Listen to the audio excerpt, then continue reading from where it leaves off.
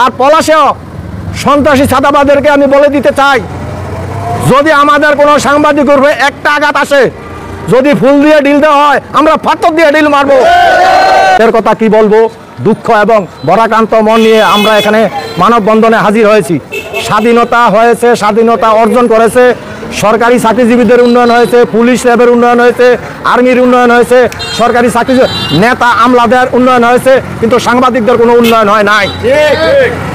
সাংবাদিকদের নিরাপত্তা আজ পর্যন্ত নিশ্চিত হয় নাই এবং সাংবাদিকদেরকে যে কোনো রাজনৈতিক দল আসে টর্চারিং করে, ব্যবহার করে, বিনিময়ে হত্যা করে, নির্যাতন করে, কোনো বিচার পাওয়া যায় না। এটা কি একটা স্বাধীন বাংলাদেশ? না, এইভাবে স্বাধীন বাংলাদেশ কোনোভাবে চলতে পারে না। এই যে গত 2-3 দিন যাবত যে হত্যাকাণ্ড, নির্যাতন সাংবাদিকের উপরে, এগুলা পুলিশ প্রশাসন কি করছে? পুলিশ প্রশাসনের সামনে নির্যাতন করছে, একটারে মারধর করছে, আরেকটাকে হত্যা করছে। এই হত্যার দায় ভাই কে নিবে? সরকার, পুলিশ প্রশাসন এই হত্যার দায় ভাই নিবে। আমরা চাই দ্রুত সাংবাদিক নীতিমালা প্রণয়ন করুক, সাংবাদিকদের নিরাপত্তা নিশ্চিত করুক। আপনারা ভালো হয়ে যান, আমরা বলি নাই কাউকে নির্যাতন করেন, হত্যা করেন, গুম খুন করেন, চাঁদাবাজি করেন, আমরা কাউকে বলি নাই। আমরা এটা সমর্থন করি না।